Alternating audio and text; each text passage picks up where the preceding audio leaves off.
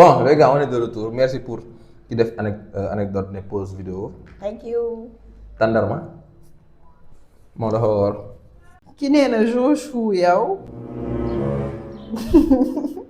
Ça va, j'espère que tu vas bien. Moi, ça va. En fait, un jour, j'étais un peu jeune. Je devais avoir entre 9 et 10 ans. Mandal, j'ai vu que le lendemain, c'était le ramadan. Sama papa ni ma woor may jooy.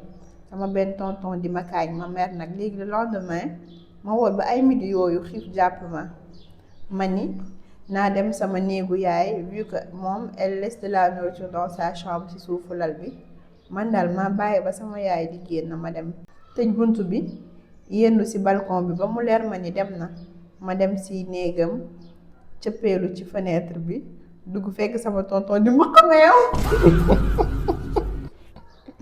mu tiit ba tuur meew bi te naan ma dama indi bale bi bale fii jour boobu de ndogu fekku jour boobu de ndogu fekku kafaam depuis j'arrive pas à oublier sinon j'aime trop ton contenu t'es l'un des rares influenceurs qui sont authentiques avec leurs abonnés que Dieu te protège et bon carême. C'est drôle quand même. Tonton bi xam naa man la. Mëq meew. Meew dafa neex. mais mëq meew genre soo xiifee mëq meew lan la lay mën a kii. genre mais dafa neex maanaam. tonton bi daa doy meew. ki nee na Jo en fait je crois que cette anecdote seules les filles peuvent comprendre. Premier jour de Ramadan la veille naafila naa xëdd naa def naa lépp lu ma war a def fas yéene woor jour J vers midi. J'ai vu mes règles. Cette sensation-là, c'est tellement difficile à comprendre. J'étais tellement en colère. Bref. Ok. Massa. Ça veut dire que si on commence à gis rek premier jour du mois bi les derniers jours tamit da nga koy gisaat du coup doo mën a fekkee jour Laylatul Qadr. yaa calculé noonu ba toog. man noonu laay calculer. C'est ma hantise. ay ñàkk bañ a xëdd mën na lu nekk. yeewu di xëy fàtte ni yor naa moto dem di stoppé pour ñu yóbbaale ma jour boobu dama rus. Coucou Jo et la mafia d'Ancax, c'était un jour de Ramadan j'étais parti acheter du pain ma ñëw fekk fa ram gudd ma ram ba sonn bay miir ma jékki saay rek benn mee taxaw sama kanam ma ne wër maa ngi énervé ma toog ba si yàgg rek ma ne lii moom mënuma ko bàyyi mu set ma ne ko mère yee puusal fii da ngaa fekk ma ram ba sonn man ak moom ñu nekk foofu di xuloo mère bi di ma saaga ay ndey ma toog ba si yàgg rek ma ne ko mag bu réew moom xale bu réew rek mu baax si moom rek mère bi ne daf may nokk ñi tee mère bi daa énervé ba dem yoonam ma ne ñaw ñi nekkoon ci boulangerie bi di ma xool ba pare di ma jëw waaye sama yoon nekk si Ramadan ba rek. mais fàttali sama xeex beeg grand bi ci arrêt vert blanc yi. mu ni loolu kañ loolu yàgg na xanaa. def na 3 ans je pense. luy xeex. moom moo ma attaqué si di man xeexuma ak moom. ma def ko mu attaqué la. ma raconte yow ñu continuer. lu tax parce que dañu wax ne maa réew. en fait moo ma tooñ. kon daa mel ni yaa tooñ. non en fait damaa wàcc ma Ramadan la woon c'est ça le pire j'étais mois de Ramadan léegi ci xam nga vert blanc yu nekk Kër Massar. waaw léegi man ma wàcc dem jëndi woon ay kit pâtisserie taxaw foofu sonn may ran fekk dafa amoon ñaari type oto yoo xam ne ay genre 7 places yooyu la ak vert blanc yi man nag vert blanc laay xaar mu tombeel 7 places bi ñëw léegi nag ma ne man yéeguma fii ñu bëgg a yéeg ci boobu nañ dem du coup man wax naa ba pare ba taxaw léegi benn pas gis ni que ñee bougé wuñu parce que ñoom tam bu ñu yéeg ci oto boobu mu daal di may xool daal di ne yéen demoo leen fekk moom nekkul sax sama rang du coup maa ngi aw ma lu ñuy wax parce que man ñi nekkul sama ginnaaw wax naa ak ñoom paa bi daal di ne mu wax man faale ma mu yóbbu jàmbat man faale ma ko mu jékki-jékki naan réew ba dee commencé kii wax man ko bu commencé saaga man ko waaye yow soo ma saaga dama la koy delloo de rek ma ne ko soo bëggee dem yéeg demal yéeg rek moo gën ngay jàmbat mu daal di yéeg toog si devant kii bi noonu entrée oto bi rek daal di ne comme continuer di ma saaga ma delloo ko saaga bi mu teg fa bagage am bi wàccaat ci oto bi nee na ci man la ñu jëm si noonu di xeex neer dafa may noq dama lay noq man aw ma sa aay man daal maa ko gis sama vue genre j'étais tellement choquée may gis paa bi di avancé man moo tax na waa kii ci man la jëm nii daal nit ñi faale wuñ ma j'étais tellement choquée voilà léegi paa bi ñëw di ma dóor si ma jël sama mbuus bi ma yore woon kit bi di ko dóor ci kanam parce que moom muy xeex ak man ba pare amul garde léegi ñu séparé ñu moom mu ngi dem yéeg di continuer di kaas ma tam ma delluwaat ko saagawam fekk otoom baa ngi dem léegi ma dugg ci vert blanc bi ñi commencé naan waa paa bi de moo tooñ kii laajte na kan mooy dugg paa bi moo tooñ faalewu ma leen parce que du ma leen soxlaa kenn intervenir après li ñuy nekk di commentaire naan waaw exactement ça m'a tellement énervé wax yoon bi yow waxuma bref am na mag yu yara dikku paa la ay quarantenaire yooyu noonu foog naa ni grand la de ba pare non paa bi tamit paa bi xanaa bu mu nekkee xale doon xam naa dafa meree koor gi rek genre nga xiif ma mer mu bëgg ma ko sib junior kay ma nettali la kii junior tudd ma junior de jour la tudd benn trauma bu ma daloon weeru koor 2024 man daal temps yooyu dama bëggoon suukar te dañ ma ko doon tere mais mu dëgër bopp ñu dem ba benn moment suukar bu bari di commencé dama def ay nausées ba heure xëdd sax du ma mënati lekk ndax xel buy tey benn jour daal ma yeewu bu xëdd mënu ma lekk dara ma naan meew bu amul suukar muñ pare jël biis pour dem jàngi ci diggu biis bi ak nit yu bëri yi ma commencé miir boole ko xel buy tey j'étais debout au milieu du bus man daal maa jékki rek j'ai commencé à vomir sans savoir fu mu jógee après j'ai salué une dame qui était à côté de moi elle m'a trop mal regardé après ñu may ma toog j'avais trop honte morale de l'histoire bàyyi leen dëgër bopp te wàññi leen suukar sinon di ngeen si am bës tu as des parasites en général parasites yi suñu bëree sa biir bi sooy lekk dañuy waaw si la léegi waaw maa war a laal ay versol chaque 6 mois versol bu dëgg loolu nag affaire ruusu nag nga xam wala nga kii ci bus après nga nar a continuer trajet bi waaw ak les mêmes personnes man damay wàcc jël beneen oto lan wàcc nga soo xamaatee foofu nag kenn du la assisté di ki nee na en 2019 au Sénégal pendant que le Ramadan et le carême catholique se déroulaient presque en même temps des familles musulmanes et chrétiennes d'un même quartier à Dakar ont décidé de partager leur moment de jeûne. Le soir, des voisins chrétiens préparaient des jus et des dattes pour aider leurs amis musulmans à rompre le jeûne. De leur côté, pendant le carême, des familles musulmanes participaient à des collectes pour soutenir des églises locales et des familles chrétiennes dans le besoin. Ce geste simple a été relayé par plusieurs médias locaux comme un bel exemple de solidarité et de coexistence pacifique. C'est un vrai moment de fraternité entre Ramadan et Carême. Yeah! Xoolal caméra. Ah c'est beau, j'aime trop. Photo politicien. Pendant ma prière du Timis, j'étais en train de la faire tranquille. Quand ma mère me dit, sachant que je priais, de ne pas oublier d'acheter le pain parce que c'était bientôt l'heure. Sauf que c'était le moment de me baisser et de mettre le front sur le tapis et finir ma prière. Parce que c'était le dernier rack. Au moment où elle me dit ça, je me baisse et me dis waouh. Elle a tellement ri qu'elle m'a poucave à toute la famille et même à ses potes. Salut Jo. Il était une fois, dans ce mois béni, j'ai fait le karmat. Et je me suis réveillée dans les 5 minutes de temps additionnel pour Khad.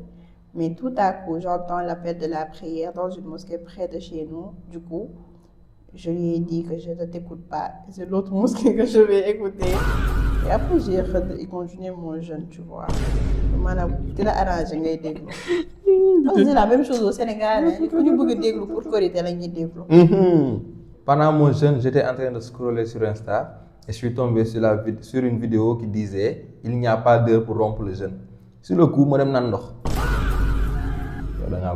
suis il n'y a pas d'heure, ça ne veut pas dire que parce que nous, so ben repas ngay lek ci journée bi so tané reer parce que reer mo gëna logique so reeré tay suba ngay reerat par exemple la yow kay il n'y a pas d'heure waxu manam amul heure fixe mais waxu reer balé ngay lekkat waaw juste avant mais avant reer carrément 24 heures ngeen di ki pas exactement mais avant reer mën nga jël ben affaire dal comme ni ben nan meew affaire yi xaw tangal ki wala mburu bu ndaw en attendant reer légui mom nak lool non lañ len né y a pas d'heure mais c'est pas parce que y a pas d'heure que su nekkee lool yow mën nga war 5 minutes bi d'accord rek ki daf ñoo yëpp mu naan y a pas d'heure bon da jël partie bu ko neex rek adapté ko coucou Jo yow daal premier jour carême naa wàcc école war a dem jël cendre ma daj ak benn tonton ci yoon bi mu ni day jàpp pour julli may jàpp di naan ndox rek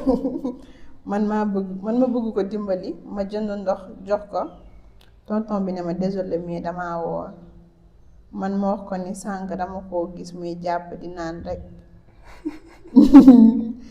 ñëpp ñu fa toogoon tourné di ko xool mu rus mu jël ndox bi forcé ma man naan ko par force fekk man damaa woor ma mère ñibbi suñu kër ba tey daf maa metti nag j'ai pas compris moo du ma moo doon naan tonton bi doon gis muy naan tonton la gis muy jàpp di naan waaw mu yaakaar ni que xëy na li mu doon naan ci jàpp bi doyu ko mu jënd ko ndox kii moo engagé yow doo romb yow dégg nga da ngay dem centre dama jëli sa centre demal église moo gën si yow ngay romb naan da ngay jàppale waate di jënd coucou Diostar, bon, j'aimerais te raconter une des pires anecdotes de Ramadan dont j'étais victime malheureusement. À ce temps-là, j'étais âgé entre 8 et 9 ans, je sais pas. Alors je ne jeûnais pas à cet âge-là. Mais j'aimais bien rafler les plats du ndogu. Cependant, un jour, sama yaay daf maa wax ma dem woo sama mag yi pour ndogu. Bon, je suis parti pour les appeler. Faut savoir, il y avait aussi mes cousins, ainsi que mes frères et sœurs. Je suis venu pour leur dire de venir manger. Avant de partir pour m'asseoir en premier sur la table déjà prête, un de mes cousins m'a attrapé, tchac, et m'a fait entrer dans les toilettes de la chambre. Bon, il était plus grand que moi, tellement dans ma skin mon temps. Il me menace de balancer les bêtises que j'ai fait à ma mère. Donc je me suis tué, il m'a enfermé dans les toilettes pour me donner une leçon. Les autres étaient complices, et en plus dafa génn dafa dem sama yaay moo ko damaa amee jaare loolu moo tax ñëw ma ndogu sama yaay gëm ko. Ce jour-là, j'ai pas pu manger. En plus, ma mère avait préparé de bonnes choses. Vu que chaque jour du woor te day lekk rek. waa léegi mais même su nekkee woorul genre journée bi du lekk normal man boog noonu laay ma doon def de man taa ma doon woor su ndogu jotee dañ may defaral comme ñëpp. nee na je fais partie de l'ASC d'Ancas.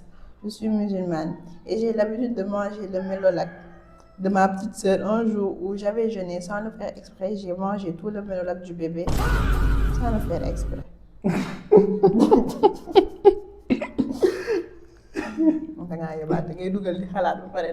Sans le faire exprès.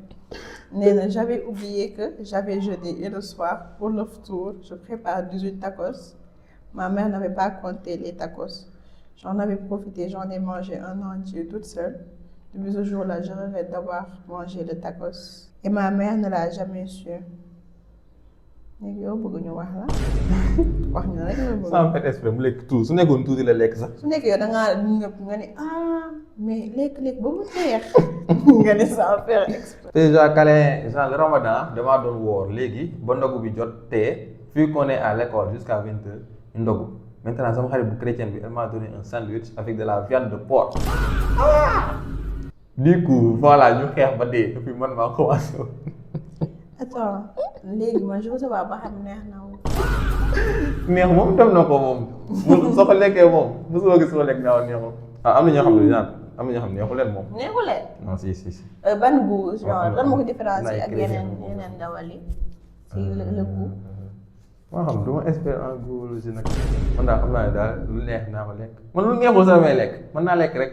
naa lekk rek. mais quand même non.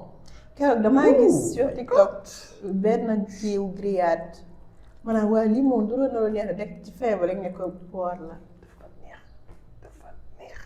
Salut, ça va. Bon, mon plus anecdote de Ramadan, je pense que c'était 2023 ou 2022. Mais je sais que dafa tombé woon Pâques. ak koor gi ma wooroon. C'est vrai période bu amoon na benn Pâques bu tombé woon si koor. Ah bon? J'étais avec mes 5 copines dont l'une est chrétienne. léegi nag jour boobu ñu yeewu fajar tàggoo dem suñu kër xarit bi la chrétienne. ma woor nag nekkate yoo dama bëggoon wooru gaale ak samay 3 copines. ñu def ko nag ay 14h ñu commencé servir plat ngalax yi. mère bi yónni ma mbuus si boutique bi amul. ma dem feneen ma ñëw jox ko rek gis benn plat ngalax rek ma jël ko. mais commencé lekk affaire bi am odeur bizarre mel ni lu forox ba pare di xëy alcool ma ne garaawul peut-être si araw bi la rek ma jeexal ko. dem laajte waat rek mère bi ne ma foo jëlee bool bi ma wax ko rek mu yóoxu ma ne ma bool bi dañ see sotti sangara. nee na moo mel ni kuñ jàppaaka rek ma tiit ma ne du ma ñibbi nag parce que damaa wax suñu waa kër damaa woor quelque temps après affaire bi commencé def effet je me sentais étourdi ma mel ni je contrôlais plus mon corps yow nag yow gaaw ngaa màndi de ñu woo sama yaay mu yóbbu ma mu ñibbi elle était tellement vénère ma dem naan café dem sangu ji mais sama papa ba léegi yóbbu ko ndax dafa tàng pas allemand la depuis ce jour suñu ma joxee lekk si kër googu dafay bañ. yow lu problème jox de suñu la joxee. da ngaa sàcc déjà. mais da ngaa jël.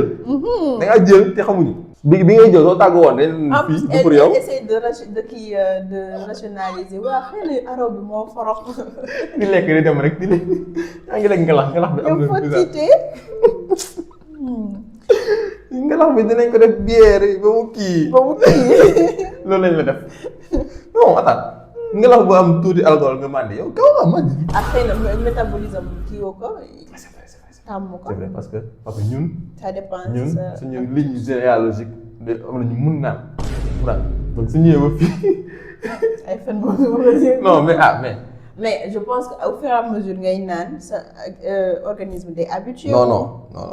yéen da ngeen koy doon carrément da ngeen di mën a doon mën a naan. je pense am na ñoo xam familialement dañuy naan soo xoolee seen famille tonton tata maam affaire yooyu ñun ñëpp dañuy naan sans mandi c'est-à-dire dañu mën naan lu bëri sans mandi ñenn ñi nag surtout musulmans yi vu que ñoom seen lignée duñu naan koo si jox kii mu këlëb. c'est rare nga gis koo xam ne nii dina naan nii sans dara. ndeysaan. kon yéen da ngeen di am doomu mën a naan. paix joie câlin ki nee na bi ma nekkee xale damaa foogoon ni ku doxat wala nga puub rek sa koor yàqu na. boobu koor bu métti mais soo waree looy puub sax dara du génn de. soo xëddee moom di nga génnee. mais da ngay sonn rek balaa caat peut-être ay 18 heures yooyu. nee na ko mais doxat soo ko teelee def. yow ak nit yi li ñuy doxat par jour dañ koo mën a dee. ki nee na man ma woo ba 17h di nelaw yeewu ay côté 18h mu lëndëm ma jóg rek dem ni lekk ba si digg bi te xaaral ma flamme ndogu bi rek gis 18h43 sama xol bi jeex.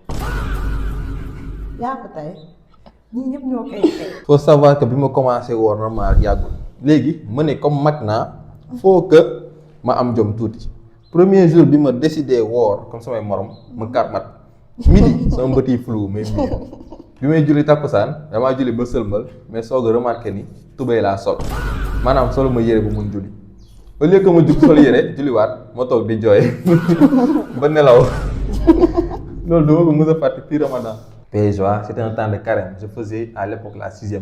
Et ma mère m'a demandé de jeûner par force, ce qui était injuste. Alors, lorsque je suis parti à l'école avec une amie musulmane, à l'heure de la pause, midi 15h, 12h15, nous déambulons aux alentours de l'école jusqu'à ce que nous tombons sur une petite fille car sa mère avait donné un bol de mbaxal.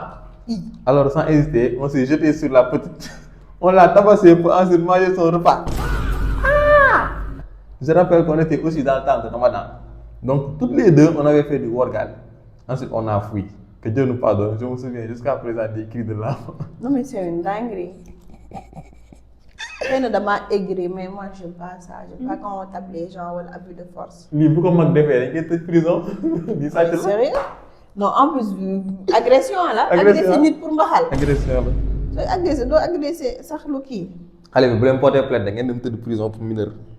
yàlla baax na. nee c'est pas mon anecdote mais celle d'un pote. Quand il était petit, il était dans une école catholique et il faisait pas vraiment la différence entre les musulmans et les chrétiens. Donc, il savait pas que les musulmans et les chrétiens n'ont pas la même façon de prier. Du coup, il a maîtrisé toutes les prières des chrétiens et a prié avec eux pendant longtemps en étant musulman avant d'apprendre que c'est deux religions différentes et d'arrêter de prier avec les chrétiens. Xanaa amul famille.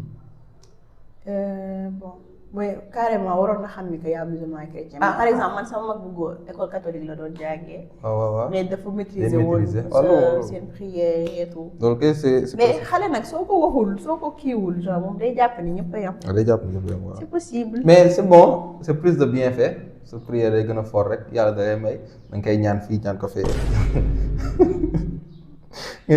da nga teg tàng fii teg tàng fee. yàlla ngeen bëgg teg xel. nee na salut Jo man benn Ramadan maa ngi gënoon nekk xale maa ngi amoon 7 ou 8 ans léegi jour boobu sama yaay woorul woon muy lekk ci néeg bi man petitement tout ce que j'étais ma génn ëtt bi wax ñëpp sama yaay mu ngi lekk cere ak meew waaye jour boobu rek maa dóor ma sonn xale du fa faut pas mentir ah fenoon de.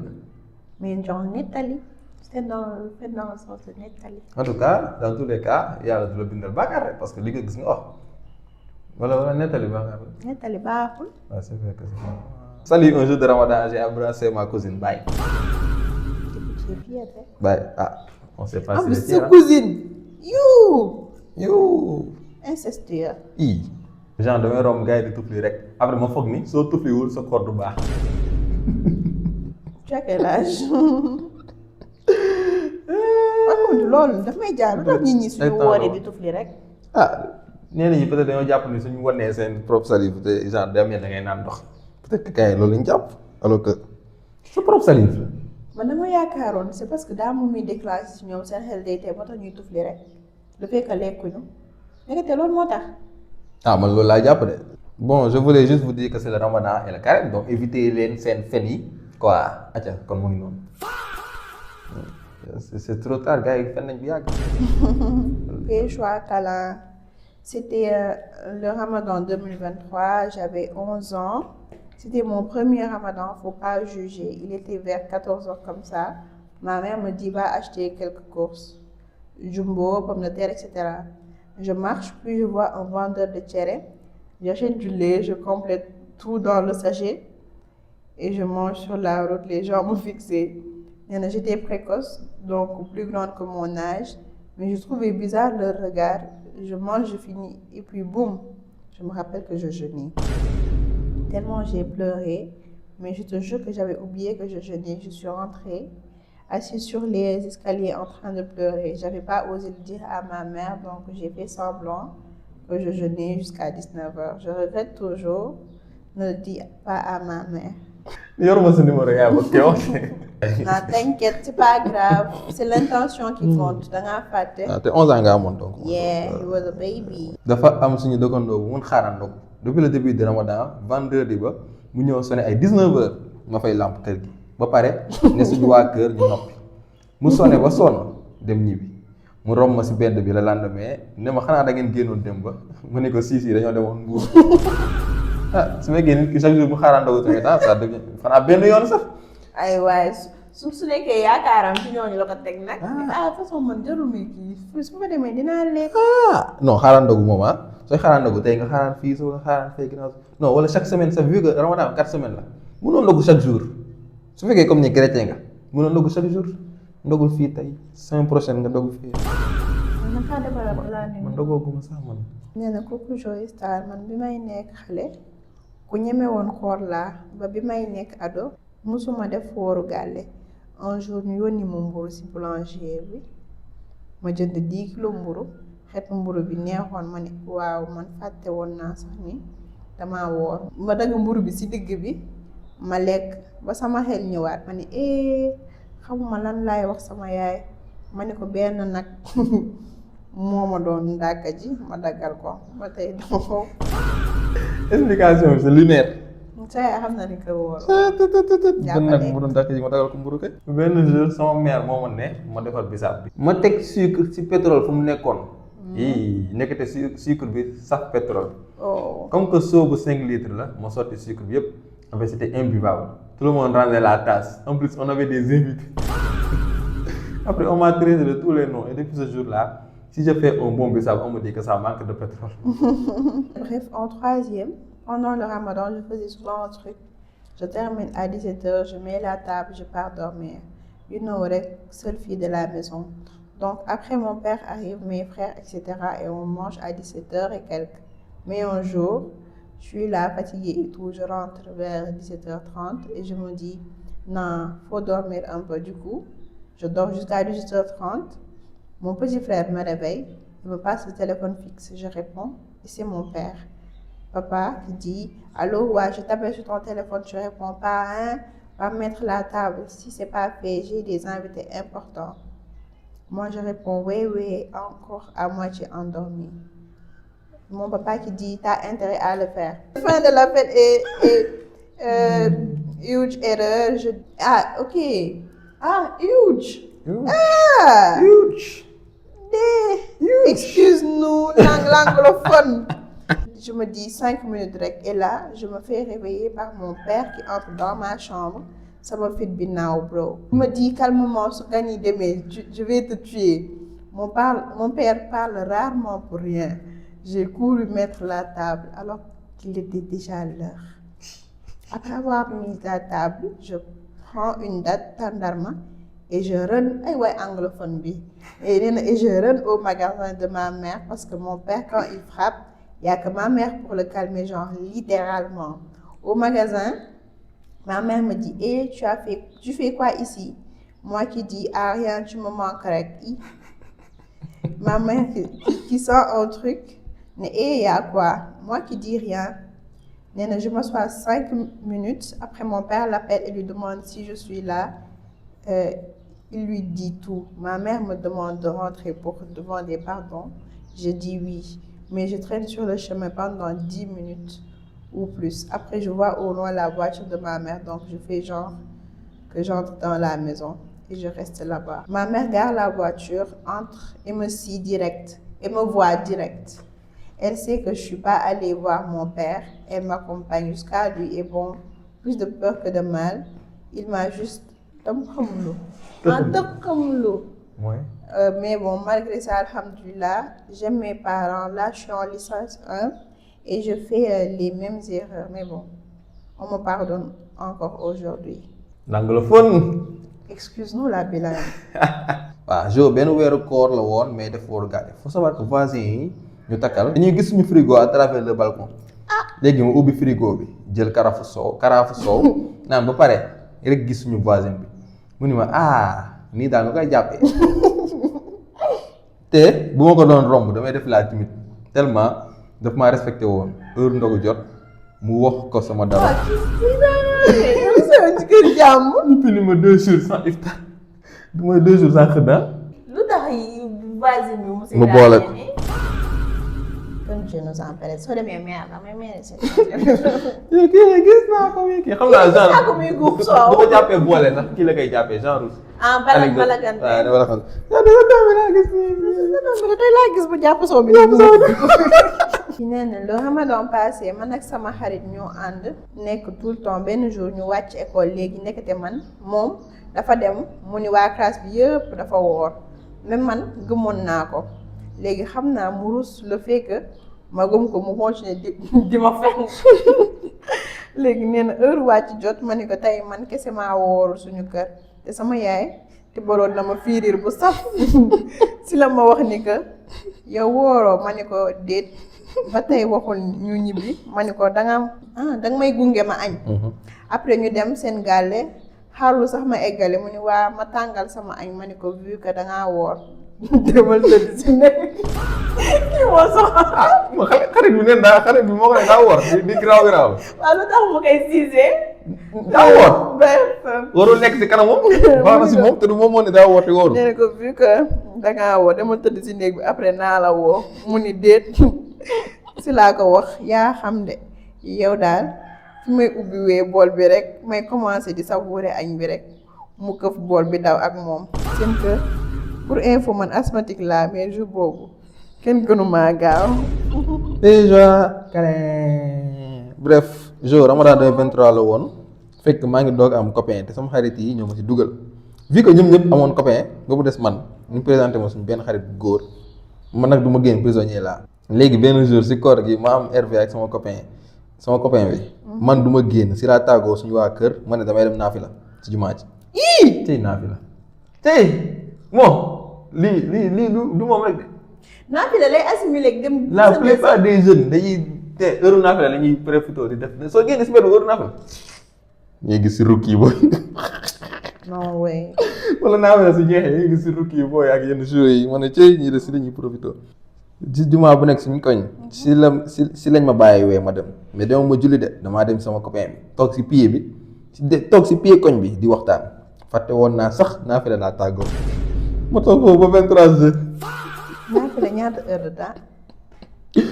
jumaa bi yëpp tëj ba suñu waa kër reer ñu toog di ma xaar man daal ma dugg ak sama sijaada mbaa ba ne ma foo nekkoon ma ne ko si jumaa bi rek mu dóor ma mu laajaat ma ne ko sama benn xarit 5 heures laa demoon sama papa di ma dóor kenn atteewu ma jour boobu reeru ma xëdduma aussi la lendemain te ñu ne dinaa woor par force ma woor ba ngoon ndogu rek dem wax sama copain bi suñu relation na fi. dafa yam mais sa copain bi moom deful dara. moo ma jaaxal def ko dara de. yow yaa fa toog ba 23 yow jours déjà da ngay gën a sonn. waaw teg si ñàkkaale sa copain. non waxtaan baa neexoon. nee na l'heure du rupture je disais yaa tap au lieu de dire allahumma laka sumtu wa bika amantu. yaa tap. wadallah. gars yi di sant yàlla yow ngi woy mbëggeel. Donc moi, I am Tima. Tout commence le premier jour de jeûne. À 7 heures, je suis parti à l'école. 8 heures, 9 heures. Et rien que des élèves dans l'établissement. Et boum, les grévistes viennent. On sautille, court et je dis à mon ami de venir, on rentre. On marchait dans tranquille. Rek ba gis foule suñu ginnaaw. Foule bi dugg si ñun. On marchait ensemble. Rek police tëll si ginnaaw. ñëpp tasaaroo de daw. mais daw ñu mbulli ma. li mbulli yow. xam naa ne kaa lonk. ma daanu xoosu. mais jooy di daw. ma mel ni ciment. foofu moom soo jugul di daw moom policier bi ñu la jàppee. daw rek. ma yegg suñu kër rek gën a jooy parce que je savais que damaa woor. ma dugg si waañ bi di yuuxu jël potu ndox yi rek naan. lu xew may yuuxu rek ndax heure boobu sama baat baa ngi mel ni Saara. maa ngi imaginer situation bi dugg si gàlle bi rek. jubal si nan ndox maa ngi mel ni ciment ma di daw di jooy. daw di jooy ak a métti parce que doo gis bu baax sa bët yi nekk. te sax dawul police yaa ngi si ginnaaw wóorul. doo force. kii rey na ma. doo force. non way mu ko jàppee su ma ne daal damay jooy. kii nee na man daal xam nga en 2019 la woon les gars ont tendance à faire de décisions man daal sama mère wax ma bul dem waaye ma dëgër bopp damaa xaar ba mu nelaw ma yolleeku nànk génn kër gi. man ak sama copine yi. ñu toog fa bàyyi 21 heures rek police ñëw ramasse comme que munu moo daw ñu jàpp ma man ak sama copine yi ñu woo sama mère mu ni du ñëw fay si parce que maa tere ma dem résultat.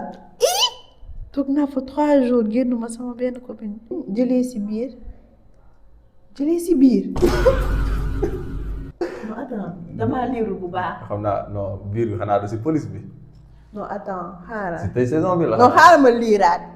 résultat toog naa fa 3 jours sama benn copine jëlee si biir en plus ma ñëw sama yaay door ma ba may xoolee benn place biir c'est-à-dire grossesse. grossesse kay. fu ko jëlee. si tey saison bi. si tey saison wala ci 3 jours kaso yi. 3 jours kaso da ngaa dox ba ngay jël biir moom policier wooy kii foofu noonu. ay bref. Bonjour Josta, c'était le ramadan de l'année passée 2025. ma woor daal comme tous les jours. léegi benn jour comme d'habitude ma war ba 18h. fàttewu ma xiif maa ngi ànd ak sama cousine di dox rek gis suuf yi ñu tabaxee kër. ma tibb si di ko foowee ba egg suñu koñ. ma dugal ko sama gémmiñ. ndekete yow sama cousine bi di gis na ma mu ni ma yow wooroo ma naan ko ay yow yaa ngi may tooñ de dina ko saare rek mu ni ma ouvre ta bouche ma ubbi mu ni xoolal suuf saa ngi nii ma rus mais depuis ce jour elle n'arrête pas de dire que l'an dernier benn jour kese laa woorul te suuf moomu dogloo cay lii. Beaucoup de jours. En fait, durant le mois de Ramadan, juste après le début du jeûne, je viens à l'école tranquille et après j'ai une pote qui n'a pas jeûné. Je me dis, c'est pas grave, sûrement, elle doit être dans sa période.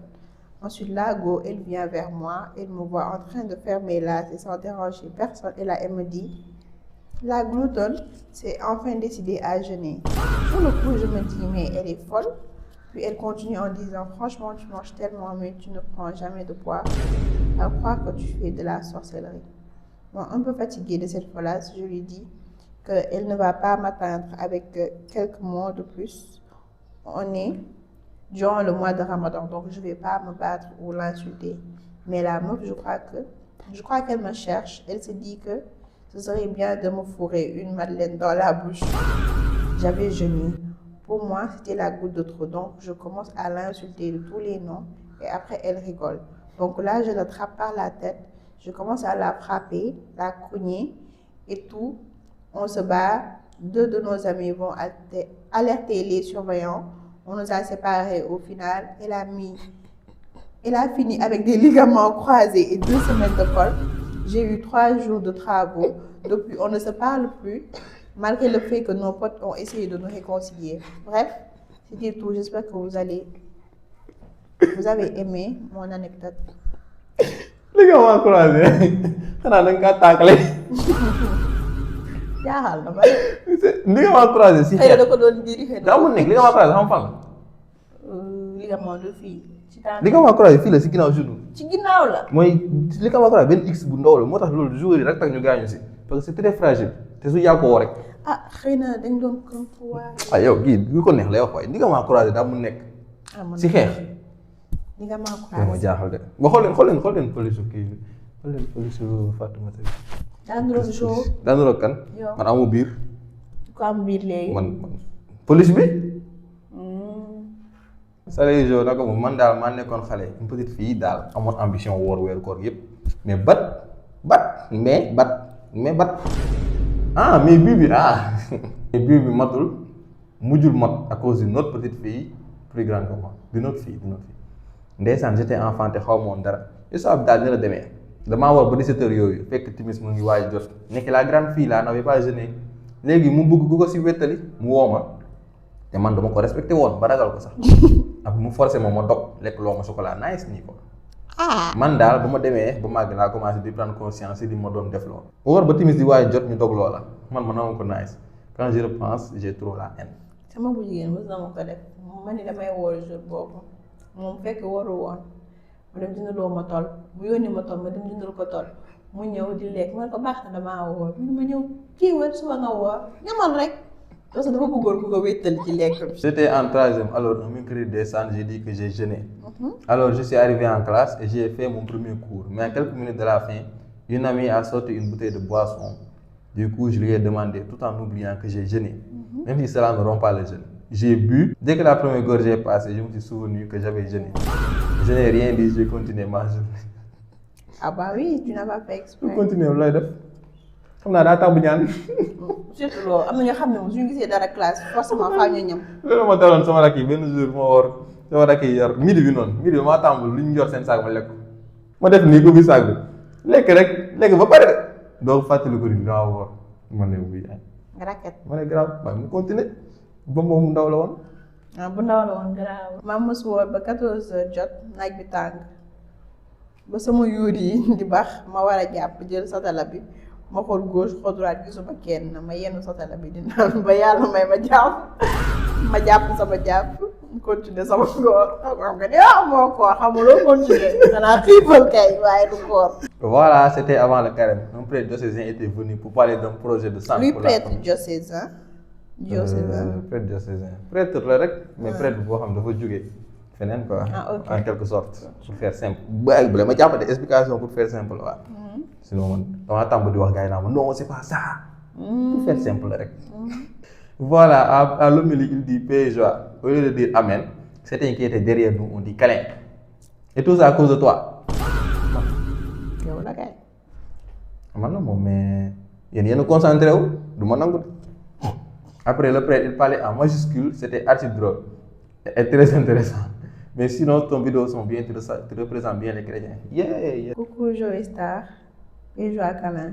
Bon man dama am problème mu méttitu bopp saa yu ma wooree may laajte lu ma si mën jàppale wala koor gi wàcc na ma koor gi mosulaa wàcc. soo xëdd nga jël calmant soo dogaatee soo ndogoo nga jëlaat calmant. luy dànkaas. I don't know. Dànkaas. Dànkaas. luy kaas. Réfléchis. Réfléchis. lan la ñu war a mën a tànk. ceeb. non lu improbable. Nday. yéen noonu ngeen tuddee seen bopp. ay dànkaas moom du ma ko wax. xam nga ban anecdote la. kii dafa yàqu du ma ko wax. c'est ça gars comment faire partie de ASC Dànkaas yow kay bokkoo si yow moom mënoo si bokk moom. déjà. dàqanel la. tu es disqualifié. non yow li nga bir nii loo ko mënee. Bon, man, faut savoir que j'ai beaucoup d'amis filles et chacune d'elles, je fais un câlin. Les corps job, je ne sais pas quoi faire parce que quand je fais un câlin, elles ne savent pas, mais le gars là en bas se réveille, comme par hasard. Légui, dans mon indice, chaque jour, je fais tout pour qu'elle ne va pas. Donc ça veut dire que quand c'est pas pendant le ramadan, tu assumes que ton truc là se réveille mais comme c'est le ramadan que oh je l'ai fui nanana góor yëpp nii lañ mel jour day sàcc plaisir je pense kii pas. day sàcc plaisir pense pas. yow dangaa war a xam sa identité sax bu du ma ñu ne je pense pas ça c'est faux. léegi yow nag sa carrière bi. lu tax nga bref c'est pas halal c'est pas bien c'est pas. it's not halal yow xanaa carrière du nuyoo rek. taf vite fait nii lan moo lan. est-ce que moom kas vite fait lay def su nekk naa mooy xam bizarre nii rek di la laalaale. même carrière. léegi fii bañ leen ay câlin léegi c'est haram faut pas nangu. même carrière bu xaw a yàgg nii sax. genre y a pas y a rien yow lii problème moom problème moom la moom. da ngaa sonn yaral sa bopp kat. surtout ça. bon on termine sur ça. jeex na jeex na. ouais c'est fini. bàyyi li ngay wax. après ça va. waxal ak gars yi loo xalaat ci kii bi anecdote yi. anecdote yi am na yu si drôle am na yu si touchant am na yu si fofo mais ça va en vrai de vrai sa communauté bi taxu ñoo bizarre ñenn la ñoo ci bizarre comme genre kii ñu jeexalee vous avez l'air chaud. Gars yi merci beaucoup d'avoir suivi jusqu'ici. Merci à Maodo Graphics borom miniature yu nice yi borom miniature moo ngi affiché wu soit fii naa ko affiché fenn daal je sais pas peut-être si boobu Fatoumata bi tamit mën na nekk lépp mën na nekk si montage waaw dem leen follow ko Instagram yow doo joxe say réseau. oui xaaral ma lire sama réseau. parce que jàpp ma doon sur TikTok c'est pyjama rose jo dina ko affiché fii ko koy affiché. Sur Instagram c'est ft_sow_. jo dina ko affiché. voilà dinaa screen compte bi dina ko affiché fii ci kanamam. après nga envoyé ma screen compte bi moo gën a yomb parce que lii moom du ma ko mun a kii quoi. dina ko affiché fii ci kanamam. fii waaw. aussi je voudrais me planter sur YouTube. am naa Snap. Snap c'est vrai. j'ai Snap. waaw yow. Sur Snap c'est Fatima__ S avec 5 O. jo dina ko collé fii. dégg naa ko langal foofu ma. c'était tout. Paix joie. Bon gars yi merci à vous on vous dit ciao ciao. Bye bye. Ciao ciao. Bisous. Câlin. Bisous.